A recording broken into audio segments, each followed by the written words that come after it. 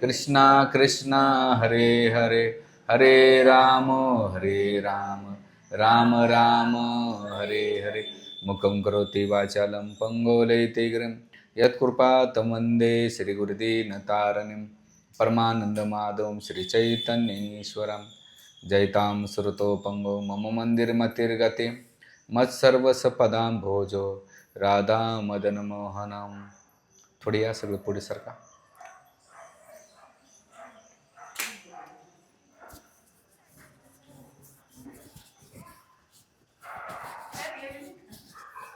कोणाचे पाळीव कुत्रे आहेत का ते?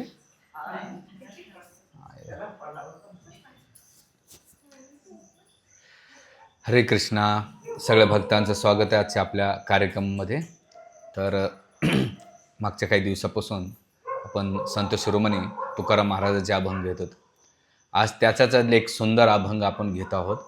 तो अभंग असा आहे की लोक तुम्हाला नावं ठेवतात का, आणि लोकांनी तुम्हाला नावं ठेवल्यानंतर तुम्ही काय प्रतिक्रिया देतात, किंवा तुम्ही काय करू शकतात नाव वरती ठेवल्यानंतर, किंवा त्याला कसं प्रत्युत्तर दिलं पाहिजे। हात वरती करून सांगा, इथं असा कोण आहे की ज्याच्या आयुष्यात कधीच निंदा झाली नाही, किंवा बहुतेक एकही हात वर येणार नाही। कारण का, इथे तुमची निंदा झाली की तुम्ही दुःखी होतात, पण मनात चालतं की आज मी कोणाची तरी चर्चेचा विषय आहे।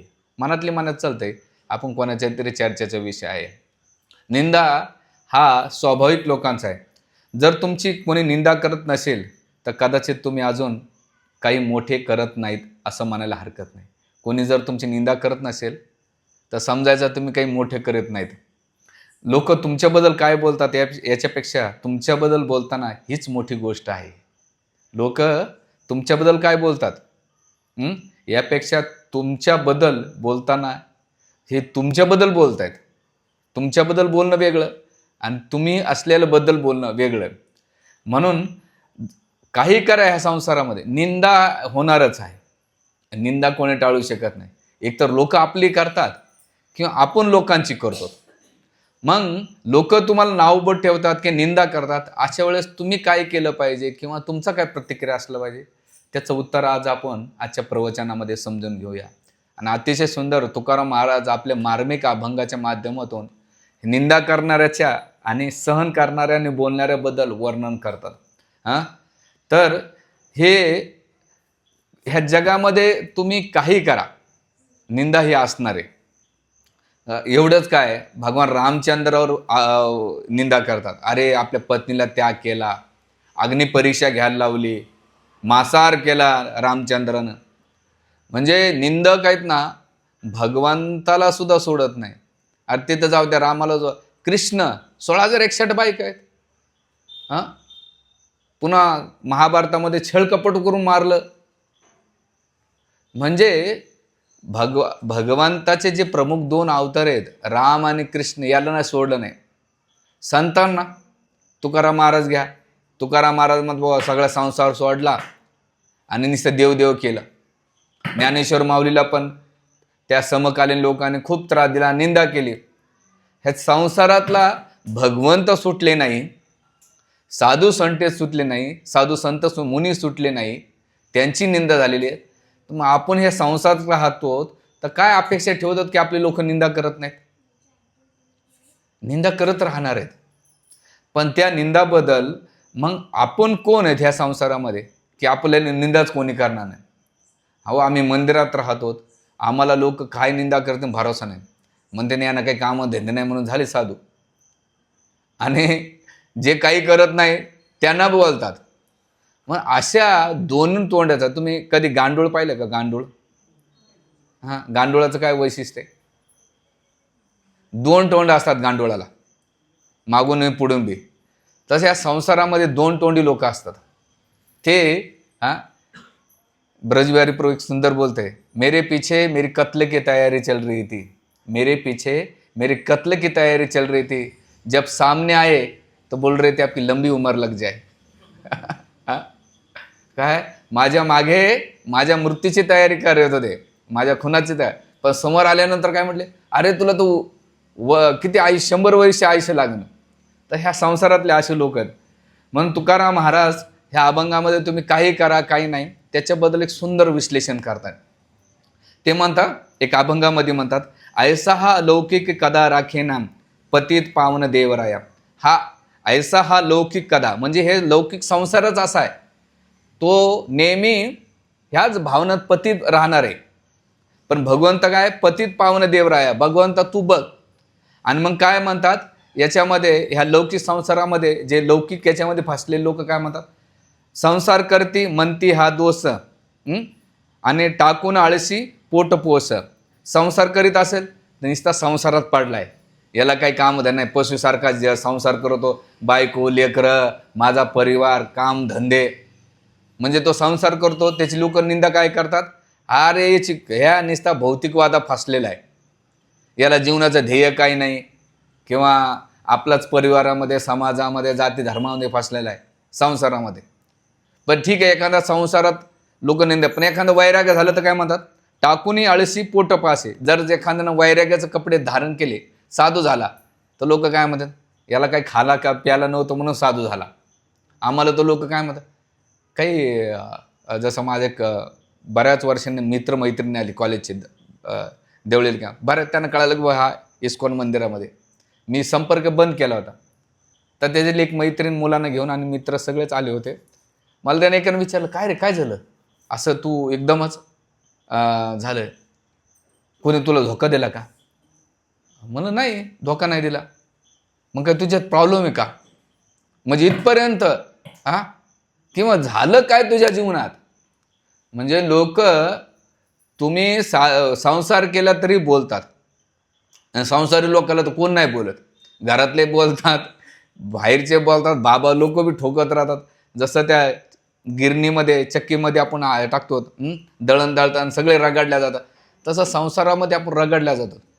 आणि वैराग्य झालं, दोघांमध्ये कामधंदे सोडले आणि साधू झाला. एवढी नोकरी सोडली, IIT सोडली, BTech सोडलं, डॉक्टर की सोडली, इंजिनियर झाला आणि साधू झाला, कामधंदे नव्हते, किंवा हार्ट ब्रेकअप झालं, किंवा कोणी धोका दिला, किंवा पोरगी भेटली नाही, किंवा तुम्हाला काम करायची आळस आहे म्हणून तुम्ही साधू झाले. काही जण म्हणतात नाही नाही, तुम्हाला खायला भारी भेटते ना, झोपायला भेटते, मजा आहे बाबा लोकांची.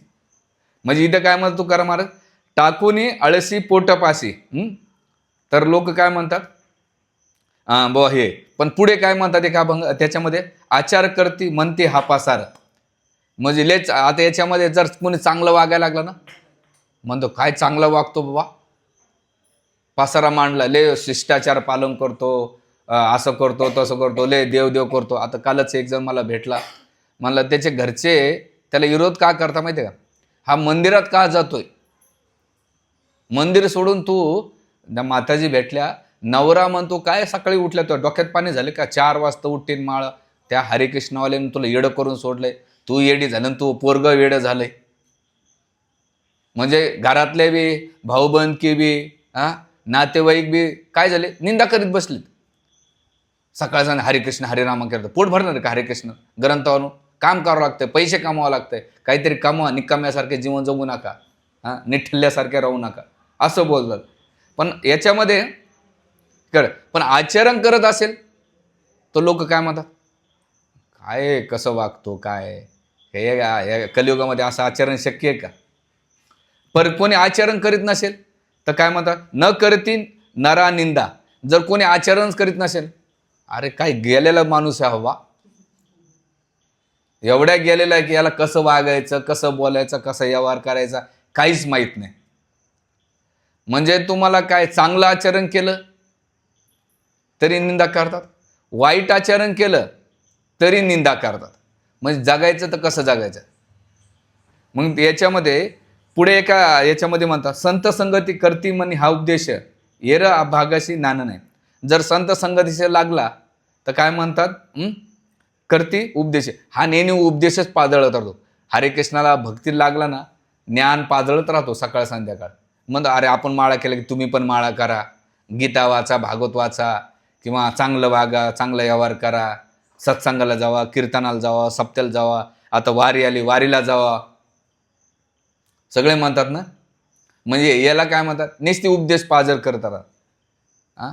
आणि नाही केलं तर ते काय म्हणतात, अरे काय याला भाग आहे, याला ज्ञान अजिबात नाही. जीवन कसं जगायचं, देवदेव कसा करायचा. अभागी आहे, म्हणजे दुर्भागी आहे की एवढं मनुष्य जीवन भेटून नाही का देवदेव करत नाही. जसं माझ्या घरातच मी अनुभव सांगतो. मी भक्तीत लागलो तर म्हणते हा याला काय आता कामधंदे सोडून हरिकृष्णाला लागला. आणि आता मी हरिकृष्ण लागलो तर माझे दोन्ही भाऊ नका भक्तीत नाहीत. ते म्हणजे काय रे कुत्र्यासारखे जगत राहते, जरा तू काहीतरी बोल. मी माझ्या आईला म्हटलं नेमकं तू क्लिअर कर कसं जगायचं ते सांग मला. हा म्हणजे सांगायचा मुद्दा काय, भक्ती केली तरी त्रास, नाही केली तरी त्रास. म्हणून तुकाराम महाराज काय म्हणतात, संता संगती केली तर उपदेश म्हणतात, ह्या उपदेश देत राहतो. आणि जर नाही केला तर दुर्भाग्य. पुढे काय म्हणतात, धन नाही त्याशी ठाई करांठा. ज्याच्याकडे धन नाही ना, एक नंबरचा दरिद्री आहे. एक पैसा कमवायची अक्कल नाही, पण निसतं नाही का बडाय क्या मारतो, घरकुना दाना बाजीराव म्हणा. धन नसले की त्याचे सगळे निंदा करतात. पैसा कसा कमवायचा याला माहीतच नाही. पैसा कमवला पाहिजे सगळेजण करतात. आणि पैसा कमवायला लागला तर तो एकदम टाईटमध्ये, अरे याच्याकडे पैसा आहे पण टाईटमध्ये वागतो, बोलत नाही, लय घमंडी आहे. तो जवळून जातो पण बघतो नाही. लग्नात मला भेटला पण पाहून न पाहिल्यासारखं केलं. किती अहंकारी अभिमानी आहे. आता काय गाडी घेतली, आता काय हातात सोन्याच्या अंगठ्या घातल्या, आता काय बायकोला नाही का त्यानं बोरमाळ केली, हे केलं ते केलं. तो आणि त्याचा परिवार. म्हणजे दरिद्र राहिला शिव्या घालायच्या, श्रीमंत झालं शिवाय. तुकाराम महाराज काय म्हणतात, धन नाही त्याशी ठाई करांठ आहे. म्हणजे धन नसले तर करांठ आहे आणि लोक ओळख देत नाही. पण ज्याच्याकडे धन आहे त्याला काय म्हणतात, ताट आहे. एकदम असा ताट वागत राहतो, माणसाची इज्जतच करत नाही. पैसा आहे ना, पैशामुळं नाही का हा असा व्यवहार करतो. आणि मग तो काय करतो, मजा करतो, पार्ट्या करतो, दारू पितो, येतं असं याचं करतात. पुन्हा पुढे काय म्हणतात, बहु बोले जाता म्हणती वाचाळ, न बोलता सकळ म्हणती गरवी. एखादा लेच बोलत असेल काय बडबड बडबड बडबड बड करत राहतो. जसं 4 बाया भेटल्या एकत्र, बाबा त्या कोंगाण्या पक्षी आणि या बाया क्याव क्याव क्याव क्याव क्याव, त्या साळुंक्याचा पक्षी पाहिलं असं बडबड बडबड बड करा. माणसं बिन बाया हवी. आता मी कधी कधी दिंडीला जात असतो, तिथे पांडुरंगाची चर्चा कमी आणि संसाराच्या गप्पा जास्त चालतात. आणि तुम्हाला याचा अनुभव घ्यायचा असेल ना, 10व्या 13व्याला जावा आणि बाबा लोकांना प्रवचनाला बसावं. असे कधी नवं भेटत ते लोक मागे बसतात आणि असे बडबड करतात. आणि गरुडपुरामध्ये सांगतात, जो कथेमध्ये बडबड करतो तो पुढच्या जन्मात कावळा होऊन येतो. कारण कावळा काय करतो, क्याव क्याव क्याव क्याव क्याव क्याव क्याव क्याव करत राहतो. म्हणून त्या पिंडाला कावळाच बोलवतात. कथेमध्ये तुकाराम महाराज सुद्धा एका अभंगामध्ये म्हणतात, जो कथा करतो तो कावळा बनतो. म्हणून कथेमध्ये कधीच बडबड नाही करायची. लोक खूप असा वैताग येतो. आणि काही म्हातारे ते एवढे भारी राहतात, त्यांना ऐकायचं नसतं. पण घरात नाही का सून वैताग देते म्हणून त्या नातवाला घेऊन येतात. नेमकं ते जसं प्रवचन बसले ते नातू बोंबलं तर, अरे बाई तुला ऐकायचं असेल तर गपची तू ये ना, कशाला ते आणते भोंग्याला सोबत.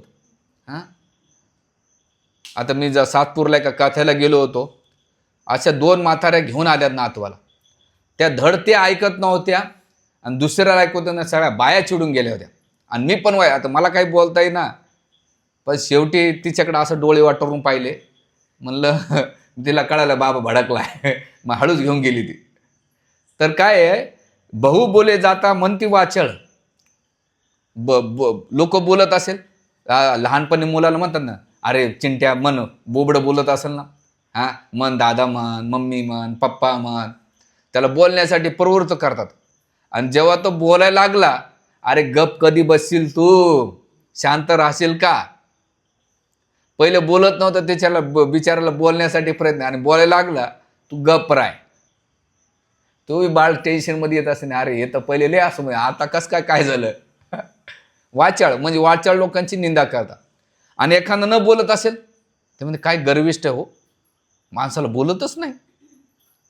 शेजारी असून बोलत नाही, ऑफिसमध्ये असून बोलत नाही, लग्न कार्यालयामध्ये सुखदुःखामध्ये बोलत नाही. लय गर्वी आहे, लय अभिमानी आहे. त्याच्या दातखळी बसली का, असा शब्द वापरतात लोक लिटरली. म्हणून इथे तुकाराम महाराज ह्या गोष्टीला बोलतात. पुढे भेटीशी नवजाता म्हणते हा निष्ठुर, येता जाता घर बुडला.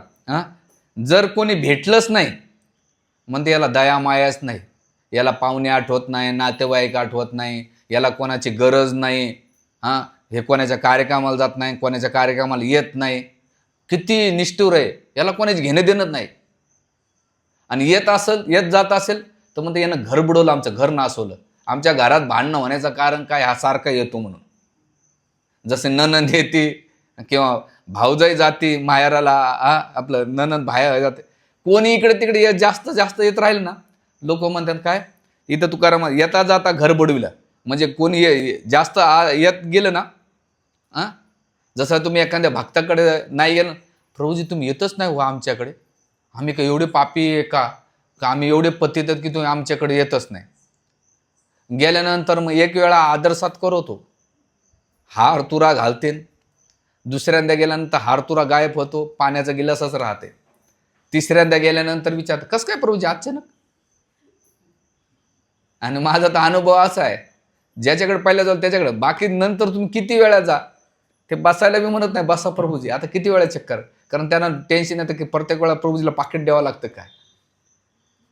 आमचं येण्याचं काहीच नाही. जसं मी ते इंद्रनगरला स्टार्टिंगला प्रचार करायला एवढी स्ट्रगल केली, लोकांच्या घरात जायचो येड्यासारखं निर्लज्यासारखं की या तुम्ही सत्संगाला, तर लोक इथं काय म्हणतात, जर सारखं नाही गेलं येतच नाहीत, आणि आलं तर घर बुडवलं, यांना काही काम दे नाही, उठल्या बसल्या येतात आमच्याकडे. हे पण तुकाराम महाराज बुडवलं. लग्न करून जाता म्हणती हे मातला, न करती झाला न पुसक. लग्न करून गेला तर काय माजलाय बाबा, लग्न केल्याला भोग करायचा होता म्हणून लग्न केलं, इंद्रिय तृप्ती करायची म्हणून लग्न केलं. लग्न नाही केलं, न करती झाला न पुसक. यार काहीतरी माणसतच नाही, यानं लग्न नाही केलं ना, याच्यात काहीतरी प्रॉब्लेम आहे. म्हणजे यानं लग्न नाही केलं तर काहीतरी प्रॉब्लेम आहे, किंवा याला कोणतरी धोका दिला, किंवा हा एक नंबरचा आळशी आहे, चुकार आहे, याला कामधंदे नाही करायचं, 3 टाइम खायचं झोपायचं म्हणून बाबा लोक झाले, असं बोलणारे आहेत. पुढे ते म्हणतात निपुत्री की म्हणती पहावं चांडाळ, पातकाची मुळं पोरवाडा. जर निपुत्री पोर नसेल तर मध्ये वांजबाई आणि वांज माणूस आहे, याला पुत्र बाळच नाही. तर बोलतात लोक वांजोटी बाबा असं तसं, निपुत्री. आणि पोरं झाले ते म्हणून काय उताळा आलं झालं हो, कुत्र्याचे पिल्ले आणि यांचे पिल्ले सारखेच झालेत. ते मोजतात ना यांना मोजतात, किती करतात पोरं बाळ. तुकाराम महाराज म्हणतात जगायचं तर कसं जगायचं त्या अभंगामध्ये. आणि पुढे पातकाचे मुळं पोरवाडा, किती पाप आहे बघा, किती पोरानं जन्म दिला, याला खाला भेटत नाही, एवढं पायदा करून ठेवलेत, असं बी म्हणतात. आणि पुढे तुकाराम महाराज म्हणतात लोक जैसा लोक धरती धरावे ना, अभक्त जिरे नव संत संग. ज्याला जसं धरायचं त्यानं तसं धरा, ज्याला जसं वागायचं तसं वागा. आणि अभक्त जिरे न सत्संग, याच्यामध्ये अभक्त राहीना, ही निंदा करणारे, नाव बोट ठेवणारे नेहमी असणार आहेत. म्हणून प्रवचनाच्या सुरुवातीला सांगितलेले, ह्या जगात भगवान रामचंद्र कृष्ण साधू संत सुटले नाही तर मग आपण कोण आहेत. एकतर कोणी आपली निंदा करेन किंवा आपण करतो. आणि मग तुका म्हणे आता ऐकावे वचन त्याजून जन भक्ती करा. तुम्ही काय करा, या सगळ्यांना सोडा, कारण हे काहीच कामाचे नाहीत. धरले तर चावतात आणि सोडलं ते पळतात. म्हणून यांचं काय केलं पाहिजे, सोडलं पाहिजे. कारण काही लोकांना फुल टाइम जॉब काय असतो, सकाळ चहा आणि लोकांची निंदा, त्यांचा फुल टाइम जॉब आहे. सकाळी चहा प्यायचा आणि लोकांची निंदा.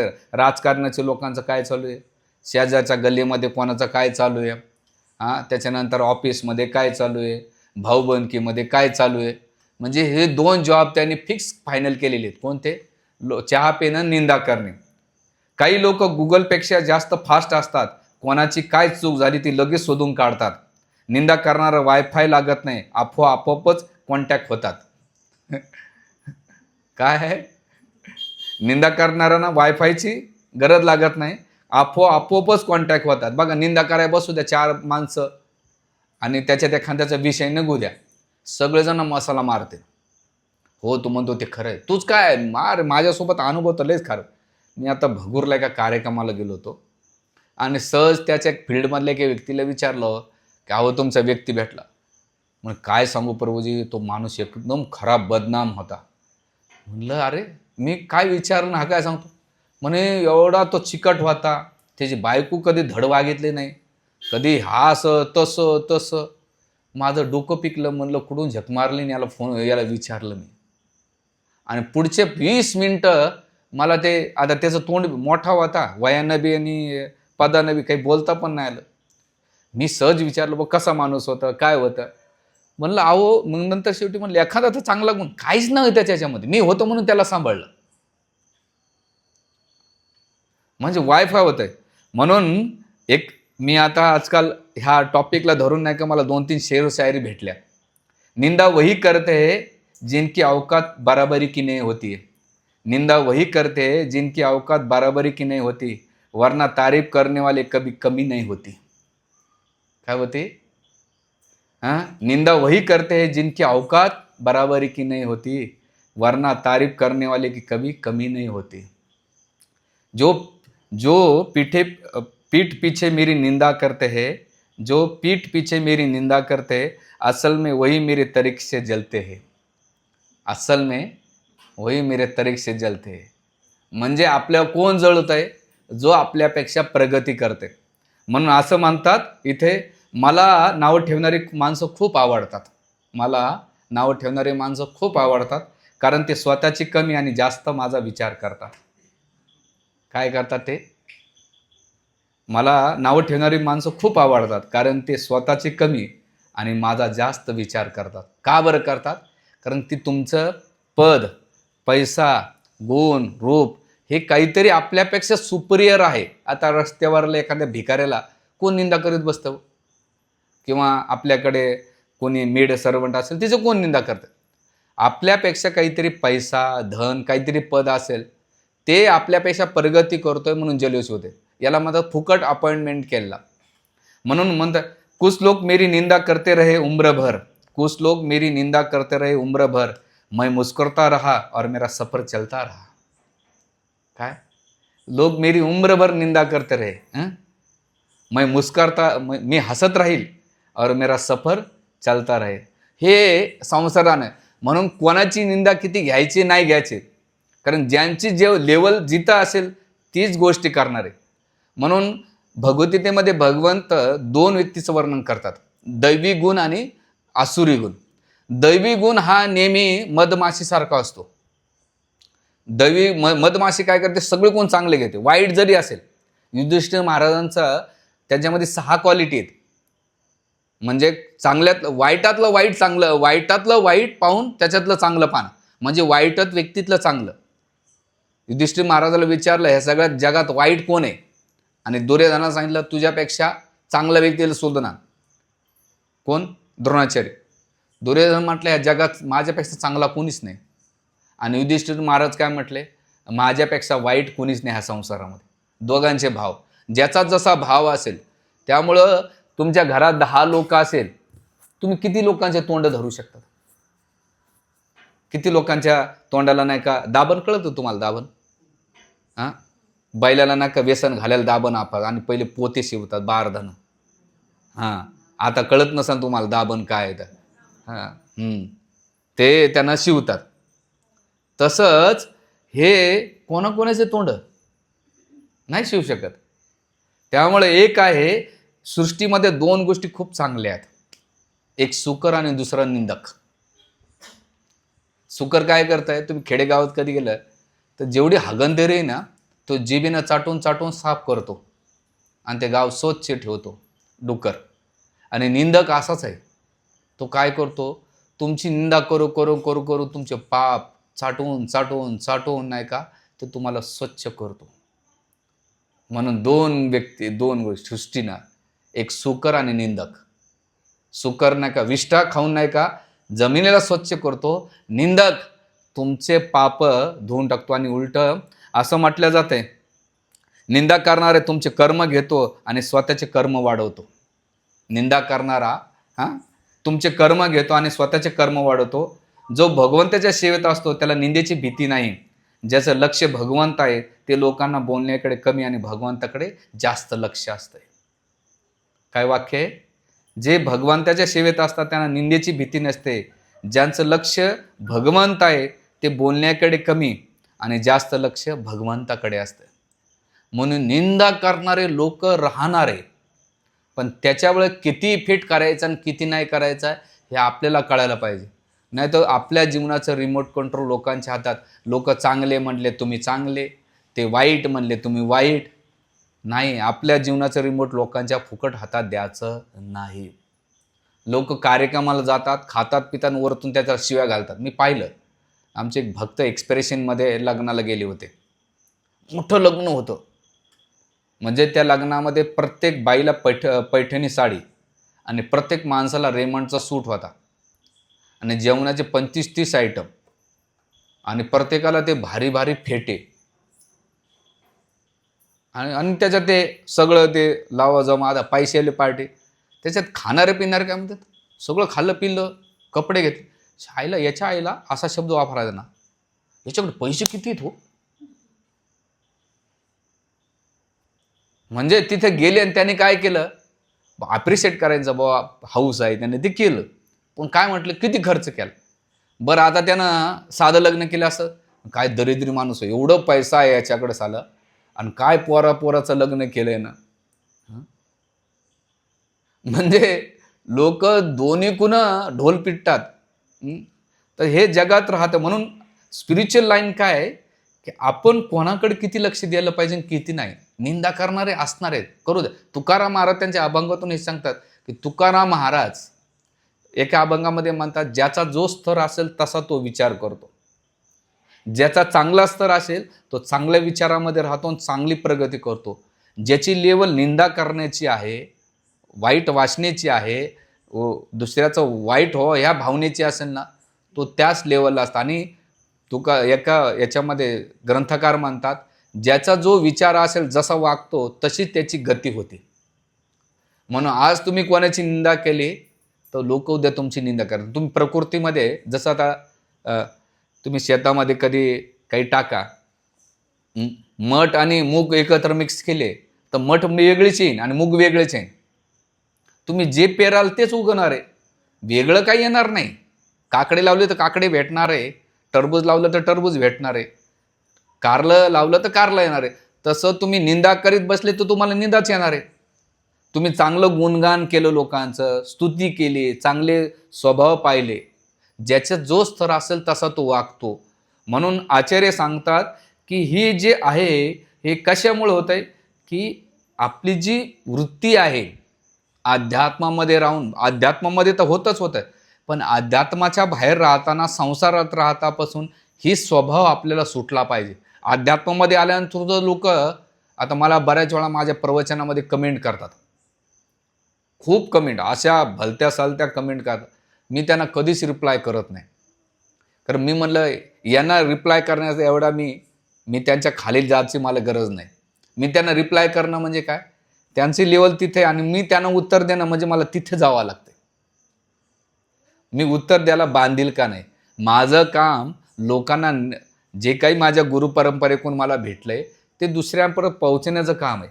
त्याच्यातनं माझा व्यावसायिक हेतू आहे किंवा माझा काही स्वार्थ आहे किंवा मानसन्मान नाही.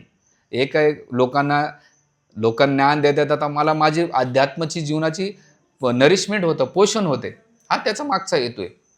म्हणून म्हणून निंदा करणार राहण्याने हे राहणार आहे. म्हणून जसं एकदा ह्या जगामध्ये निंदा करणाऱ्याची काय अवस्था होते. एकदा एक बाई रस्त्याने एक साधू जात होता. जात असताना उन्हाताण्याचे दिवस, उन्हाळ्याचे दिवस होते, मेचा महिना होता. म्हणून नाही का त्या बाईनं वाटलं की साधू महाराज एवढं उन्हाताना चाललंय आणि ऊन खूप पडलंय. म्हणले बाबा या जरा उन्हाचं 2 मिनटं बसा दुपारचं. मग आल्यानंतर एक नाही का जे तांबे आहे तांब्यावर पाणी प्या. मग ते महाराज बसले बिचारे, सकाळपासून काही खाल्लं नव्हतं, तांब्यावर पाणी पिले. म्हणले महाराज बसा थोडंसं, मी काय करते 2 भाकरी थापते, पिठलं करते आणि तुम्ही खाऊन निघून जा पुढे, थोडंसं मला बी बरं वाटतं. म्हणले बाई बरं आहे, असं बी सकाळपासून सीधा सामग्री नाही भेटली. 2 भाकरी. मग त्या माऊलीनं भाकरी केलं, पिठलं केलं, लोणचं दिलं ती म्हटली आता तुम्ही एवढे साधू महाराज आहेत तर मी काय करते, काहीतरी गोडधोड द्यायला पाहिजे. घरात तर काय नाही. मग शेजारीकडे गेली, म्हणले अगं काही गुळाचा खडा आहे का? म्हणून काय कशाला पाहिजे? म्हणे आमच्याकडे एक मोठे बाबा आलेत, त्यांना काहीतरी गोडधोड दिलं. म्हणजे अगं थांब ग, मी खीर केलेली आहे. दुधाच्या दुधापासून नाही का तांदूळ घालून खीर केलेली आहे, जा एक वाटी घेऊन जा. आणि मग ती वाटीभर खीर घेऊन आली. म्हणली बाबा गोडधोड तर काही नाही, पण पिठलं भाकरी पण तुम्ही आलं ते खीर खा. आणि खीर खाल्ल्यानंतर ते महाराज मेलं. महाराज मेल्यानंतर शेजारी 2 बाया गप्पाबारीत बसल्या होत्या. म्हणले बिचार चांगलं जात होतं, हिला काय डोक्यात पाणी भरलं का? त्याला घरात बोलवलं, जीव घेतलं, याच्यामुळं मेलं. ही अशीच आहे. ही बाई अशीच आहे. म्हणजे या 2 बायांची चर्चा काय झाली, तिने जीव घातल्यानंतर महाराज कसा मेलाय याची चर्चा होती. आणि मग बसल्या त्या निंदा करीत त्या बाईच्या, कोणाच्या, जिनं जीव घातला. आता गेल्यानंतर वरती यमराजाकडे हे गेलं डिपार्टमेंट, की आता हे पापाचे भागीदार करायचं कोणाला. ते यमदूताने म्हटलं नाही की जी बाईने जीव घातलंय तिला घेऊन जावं. म्हणले नाही, तिचा काय दोष आहे, तिनं तर जेवाय बोलवलं होतं. म्हणे महाराज मेला कशानं? म्हणे खिरीने मेला. म्हणजे खिरीनं काय, तिथे बिचारीने चांगली खीर दिली होती.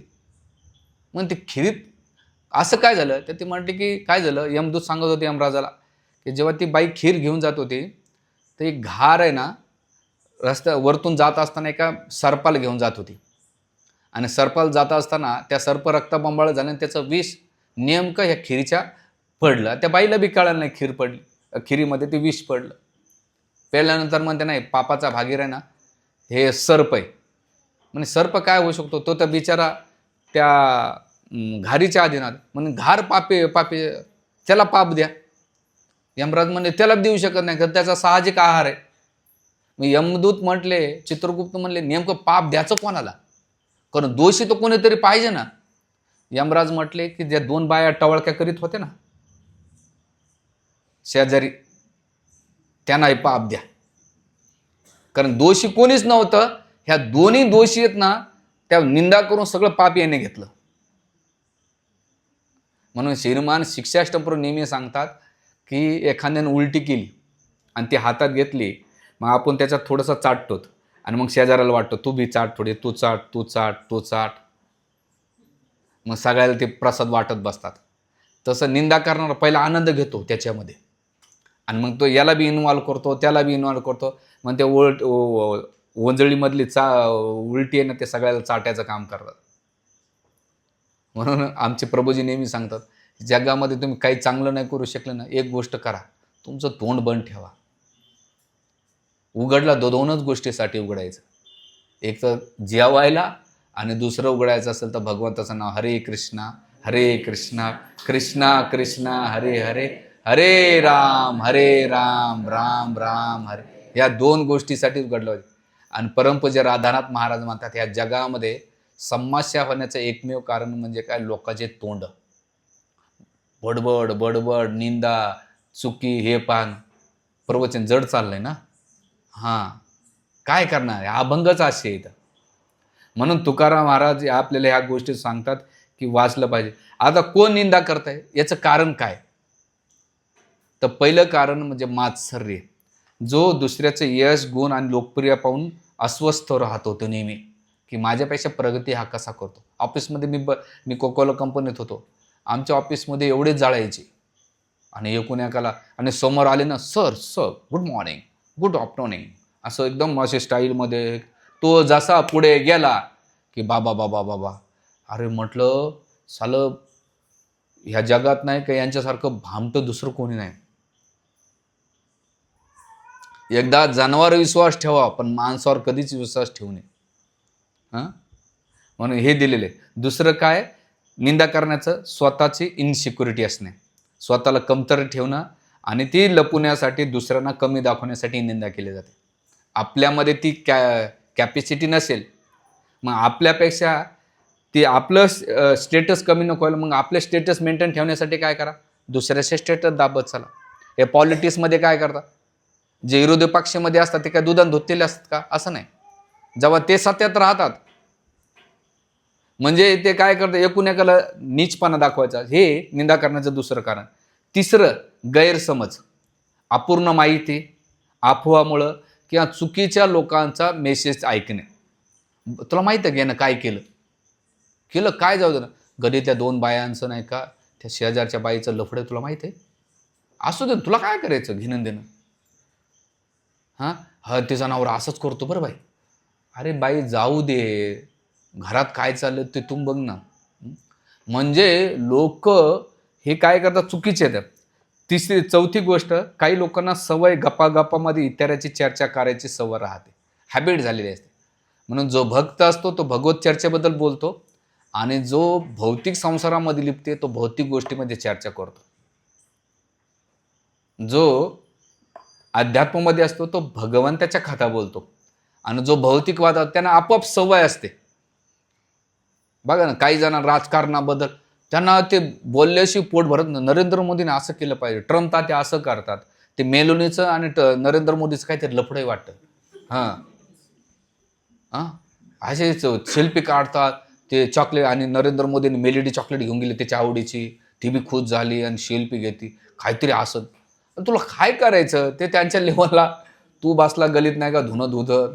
हां, तुझं वय काय, आता काय राहिलंय, अर्धे लाकडं तर गेलेत मसनामध्ये, आणि तो बसलाय तू नरेंद्र मोदी काय करते, मेलेनी काय करते. याचं राहुल गांधीचं लग्न होत नाही, थायलंडला जातो तू. हे मी तुम्हाला, मला माहीत नव्हतं काय झालं. मी आता इंद्रनगरला गेलो होतो, आणि तिथं ज्या डॉगिंग ट्रॅकला असं तिथं बसले असे गप्पा मारीत, माझं डोकं असं पिकलं होतं. म्हणलं या चप्पल घेऊन हाणाव, पण या वयानं लय मोठे येतं. अरे गीता वाचा, नाम जप करा, प्रवचन ऐका, कीर्तन ऐका, तुमचं वय काय आणि तुम्ही करता काय. म्हणून सवय असते गप्पा मारे. चौथी गोष्ट, मतभेद विचारांचे, किंवा याच्यात माझा विचार जमत नाही आणि माझं ऐकत नाही ना, मग याला नाही का, मी याचा नाही का दोष कसे मी दाखवायचो, आणि मी सांगेन की दुसऱ्याला मी किती भारी आहे, हा कसा चुकीचा आहे, ही निंदा करण्याची ही प्रवृत्ती असते. आणि मग याच्यामध्ये एक आहे, श्रद्धा आणि वेगणूक वागणूक असते. म्हणजे ते समोर वेगळे वागतात, हां, आणि बाहेरून एक, जसं कांदा असतो ना, कांदा बाहेरून लाल असतो, आणि जसा तुम्ही कापता ना, तर त्याचे ज्या पाकळ्या असतात ना त्या पांढऱ्या असतात. तसे काही बाहेरून लोक लय गोड बोले असतात, तोंड सोपडे असतात, पण आतून नाही का एकदम कपटी असतात.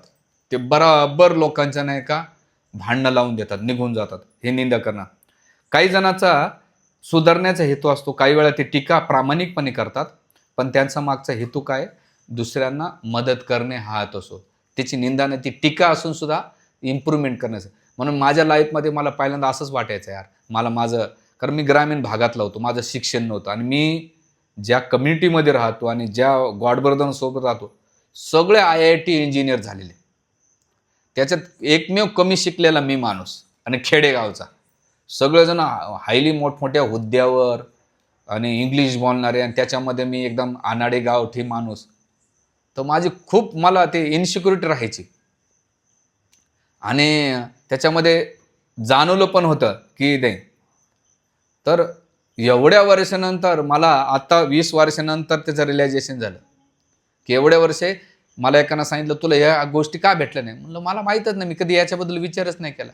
मी स्वतःला एवढं एंगेज केलं आहे, जे माझं क्षेत्र नाही ना तिथं मी डोकं लावत नाही. मला गालं जमत नाही, नाही जात. पण माझं एक क्षेत्र आहे, आणि तो कोणी क्षेत्र काढू शकत नाही. माझा जप आणि माझे ग्रंथ वाचायला मला कोणी मदत करू, कारण ते माझं फील्ड आहे. माझं फील्ड प्रवचन असलं असतं तर मला त्याने सांगितलं असतं. माझं फील्ड गायचं असेल तर गायचं, मॅनेजमेंटचं असलं असतं तर मॅनेजमेंटमध्ये दिलं असतं. आता त्यानं कुठेतरी वाटलं म्हणून मला आता घेतलं, आणि घेतलं काय नाही घेतलं तरी गम नाही. आपल्याला अजून बी तिकडं आपल्या दुनियामध्ये मस्त आहेत. आज बी माझ्या कपाटात नाही का आता नवीन पुस्तक पद्मपुराण येतं आहे, त्याच्यानंतर भक्तिरसमृत सिंधू येतं आहे, भक्ती विवेक नावाचा ग्रंथ येतो आहे, पुन्हा जैव धर्म नावाचा ग्रंथ येतो. म्हणलं एवढा खजिना आहे, पैसे कोण मागितलं तर पैसे देईन, पण पुस्तकं मागायची नाही. म्हणजे मुद्दा काय, की आपली क्लिअरिटी असेल ना, की माझं फील्ड काय आणि मला काय करायचं, तर दुसरे काय बोलतात. आणि याच्यामध्ये मला एक गोष्ट कळाली, की काही जणांना मला प्रामाणिकपणे मदत केली इम्प्रूव्हमेंट करण्यासाठी, बरेच जणांना, आणि सांभाळून. पण काही जणांना नाही का ते मेंटली आहे, तू काहीच करू शकत नाही लाईफमध्ये, तुझ्याकडून काही तुला धड बोलता येत नाही, धड शिक्षण नाही, हां हां तुला वागता येत नाही, ते जे असतं. पण दोन्ही कॅटेगरीचे लोक. पण ह्या गोष्टीमुळं काय झालं, जे तुमची निंदा करणारे होते त्यांच्याकडून शिकाय भेटलं की अरे माझ्यामध्ये माझ्या चुका मला कळत नव्हत्या, पण तू सांगितल्यामुळं काय झालं, धन्यवाद की ज्यामुळं मी स्वतःला इम्प्रूव्हमेंट करू शकेल. आणि ती इम्प्रूव्हमेंट करण्यासाठी कोणाला तरी केलं. मग त्याला दुश्मन समजतान का वेल विशर समजतान हे तुमच्यावर आहे. म्हणून कोणी निंदा करीत राहिलं ना, त्याला तुम्हाला निगेटिव्ह घ्यायचं पॉझिटिव्ह घ्यायचं तुम्ही ठरवा. निंदा केली ना, थँक्यू. म्हणून तुकाराम महाराज म्हणतात, निंदकाचे घर असावे शेजारी. नेहमी निंदा करणारा व्यक्ती जवळ ठेवा, की तो फुकट अपॉइंटमेंट केला बिना पैशाचं तुम्हाला सजेस्ट करतो. ना आमच्याकडे 1-2 जण होते, म्हणजे पदम सजेशन करणारे. जेवताना बी सांगते ना, असं नाही असं जेवण केलं पाहिजे. अच्छा हो येस सर धन्यवाद, चांगलं मदत केली. तर असे बी असतात. म्हणून प्रत्येकानं विधेयक, आणि काही जण दुखण्यासाठी नसून तर सुधारणा सुचवण्यासाठी असतात, त्या दृष्टिकोन घेतले पाहिजे. प्रत्येक म्हणून निंदा मनावर घेण्याची गरज नसते. स्वतःला काही प्रश्न विचारणे उपयोगी ठरतात. खरंच तो निंदा करताय तर मग माझ्यामध्ये काहीतरी चुकत असेल. कोणाला दुःख होतं माहिती आहे का, जो स्वतःला परफेक्ट समजतो, जो स्वतःला परिपूर्ण समजतो, तो काय करतो, निंदा सहन करू. पण जे इम्प्रूव्हमेंट आहे स्वतःमध्ये, तर ते निंदाला काय करतो, सकारात्मक घेतो. असल्यास त्यातून काही शिकू शकतो, नसले ते शांतपणे दुर्लक्ष करणे योग्य ठरेल तुम्हाला. म्हणून जो पत्थर उचलते है वो मेरे किरदार पर, जो पत्थर उचलते है मेरे किरदार पर, उन्हीं पत्थरों से मैं अपना मकान बनाया. क्या है, हाँ, जो पत्थर उचलते है मेरे किरदार पर, उन्हीं पत्थरों से मैंने अपना मकान बनाया. ज्यांनी मला दगड फेकले त्या दगडानं मी काय केलं, माझं घर बांधलं. त्यांनी ज्याने मला निंदा केली त्या निंदाचं काय केलं, मी सोनं केलं. जसं आता आमच्याकडे एक भक्त होता, एका पोराला नेहमी सांगायचं, क्रिटिसाइज करायचं. तो मला प्रभूजी मी काय तुम्हाला दाखवून देईल. आणि तो अभ्यासामध्ये टॉपर आला.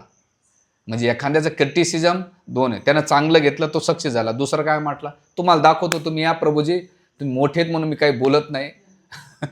पण ज्या दिवशी माझं सणकलं ना, मग मी बागणार नाही तुम्ही प्रभूजी का काय येतं. असे होतात. म्हणून लोकांचं आता हे निंदा करणारे काय होतं माहिती आहे का, 2 गोष्टीमध्ये होत आहेत. एक म्हणजे लोकांचा विश्वास कमी होतो तुम्ही निंदा केल्यानंतर, जो निंदा करतात ना, निंदा कमी.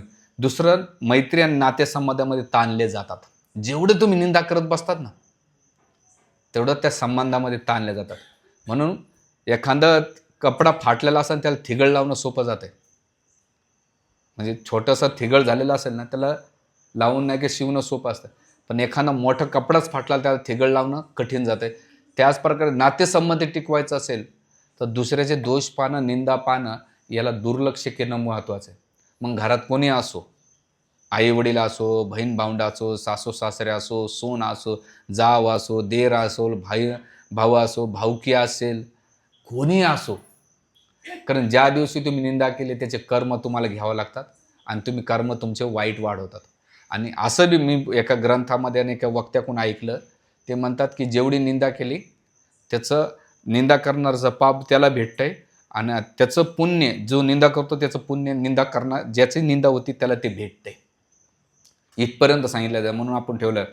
म्हणून इथे एक कबीरदासजीचा जो आहे, निंदक नियारे राखिया आंगन कुटी छवैया, बिना पाणी साबुन बिना निर्बल कर सुभाया. निंदक नियार राखिया, तुमच्याजवळ निंदाच्या जवळ ठेवा. अंगण कुटी छाया, अंगणाच्या जवळ ठेवा. का?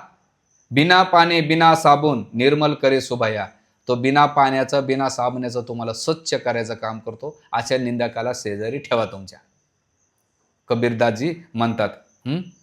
मग तुकाराम महाराज म्हणतात एका अभंगामध्ये, निंदक करणाऱ्याच्या व्यक्तीचा आभार व्यक्त करतात. तुम्ही पण आभार व्यक्त करा बरं त्याचं. निंदक तो परोपकारी, निंदक तो परोपकारी, काय वर्णू त्याची थोरी, तो रजकावून भला परी सर्व गुण अवगळा, वस्त्र धुवून करी स्वच्छ निंदक धुवून करी चित्त, तुका म्हणे निंदकाची सेवा करावी आवडीनं. अभंग काय म्हणतात, निंदक तो परोपकारी, निंदकासारखा परोपकारी या जगात नाही. काय वर्णन त्याची थोरावी, त्याचं वर्णन काय मी गुणगान करावं. म्हणजे का बरं, रजकावून भला परी तू गुण अवगळा, म्हणजे धोबी असतो ना, तो काय करतो, कपडे धुवून धुवून धुवून स्वच्छ करतो. तसंच हा निंदक काय करतो, तुमची निंदा करून करून करून तुम्हाला स्वच्छ करतो. वस्त्र धुवून करी स्वच्छ, निंदक धुवून करी चित्त. तो काय करतो? जो रजक आहे धोबी कपडे धुवून स्वच्छ करतो. निंदक काय करतो? तुमची निंदा करून तुम्हाला तुमच्या चित्ताला, तुमच्या पापाला, तुमच्या कर्माला तो काय करतो? स्वच्छ करायचं काम करतो. म्हणून सृष्टीमधले 2 व्यक्ती खूप महत्त्वाचे आहेत तुमच्या जीवनामध्ये, एक सुकर आणि निंदक. हां, तुका म्हणे निंदकाची सेवा करावी आवडीना. निंदक आला तर त्याला शिव्या घालू नका, त्याला या पुरणपोळी खा, तुला मोठं काम करतो माझं. हां, त्याला चहा पाणी करा, जमलं तर त्या बाईला साडी द्या, माणसाला कपडे द्या, त्याचे पाय धुवा, की तू जे काम माझ्याकडून होत नाही ते काम तुझ्याकडून केलं जात आहे. म्हणून हे दिलेलं आहे. म्हणून तुका एका याच्यामध्ये म्हणतात, निंदकाच्या शब्दाने मन कधी ढळू न दे. निंदकाच्या शब्दाने मन कधी ढवळू न दे. सत्याच्या वाट्यावर पावलं नेहमी टाकू दे. सत्याच्या वाट्यावर पावलं नेहमी टाकू दे. जो दोष दाखवण्यात त्यातून धडा घेऊ दे. जे दोष दाखवतात त्यातून धडा घेऊ दे. आणि जे द्वेष करतात त्यांना हसू राहू दे. त्यांच्या चेहऱ्यावर हसू राहू दे. असं हे एकदम सुंदर निंदकांचं दिलेलं आहे. म्हणून मनावर जास्त घेऊ नका निंदकाचं. आणि हे दुसऱ्यासाठी नाही बरं, तुम्ही म्हणता दुसऱ्यासाठी नाही, आपल्याला पण ती हॅबिट झाली पाहिजे. कोणती? दुसऱ्याची निंदा करण्याची, बंद होण्याची हॅबिट बंद झाली. ते म्हणतात प्रभूजी आज तो प्रवचनाला पाहिजे होता, आज माझ्या नातेवाईकाला बोललो असतं ना, मला माहीत असलं असतं असा टॉपिक आहे तर आज मी सगळ्यांना बोलवलं असतं, किती बरं झालं असतं. हे प्रवचन दुसऱ्यासाठी अजिबात नाही. हे प्रवचन आपल्या प्रत्येक हे माझ्यासाठी प्रवचन आहे. तुम्हाला, मला माहीत नाही तुमच्यात कोण काय आहे, पण हे स्पेसिफिक प्रवचन हे माझ्यासाठी दिलेले. तुम्ही म्हणा प्रभूजी आम्हाला तुम्ही कान उघडणी केली का? नाही नाही, माझ्यासाठी आहे. मी माझ्या स्वभावाला बदल, मी सगळे प्रवचन हे तुम्हाला निमित्त मात्र, पण मी स्वतःसाठी देत असतो. तुम्हाला बोलून बोलून मी स्वतःला सुधारावं, माझ्या जीवनामध्ये, माझ्या अध्यात्मामध्ये प्रगती व्हावं, यासाठी मी हे प्रवचन करीत असतो. म्हणून प्रत्येक व्यक्तीनं नाही का ही जी वृत्ती आहे त्याच्यावर चिंतन केलं पाहिजे, मनन केलं. जरी दिसलं तर गांधीचे 3 माकडं दिसतात का तुम्हाला? बुरा मत देखो, बुरा मत बोलो, बुरा मत सुनो. पण कुठं केव्हा कधी नाही तर प्रत्येक वेळा झापड घालताना एखादा खड्ड्यात चाललंय, बुरा मत देखो, गिरने दो उसको. असं नको. हां, नाही, जिथं गरज असेल तिथं ते केलं पाहिजे. म्हणून आपण काय केलं पाहिजे, आपण ज्या रोलमध्ये आहे त्या रोलचा गोल निभावताना, तुम्ही एक पिताजी असाल, वडील असाल मुलांना रागवण्यासाठी, शिक्षक असेल तर विद्यार्थ्यांसाठी, गुरु असेल तर शिष्यांसाठी, जो तुमचा रोल डिफाईंड होतो, एक आई असेल तर मुलांप्रती जो रोल असेल त्या निभावून नाही का तुम्ही तुमचं कार्य केलं पाहिजे. आणि ह्या वृत्तीपासून आपण वाचलं पाहिजे. आणि म्हणून ह्या संसारामध्ये प्रत्येकजण ह्या रोगानं बनलेले. मला बऱ्याच दिवसापासून याच्यावर बोलायचं वाटतं, कारण मी अभंग निवडत होतो आणि अभंगातून मला ते गोष्टी भेटल्या. हरे कृष्णा कृष्णा कृष्णा हरे हरे, हरे राम राम राम हरे हरे. संत शिरोमणी तुकाराम महाराज की जय. शिल प्रभुपाद की जय. अजून किती वाजले?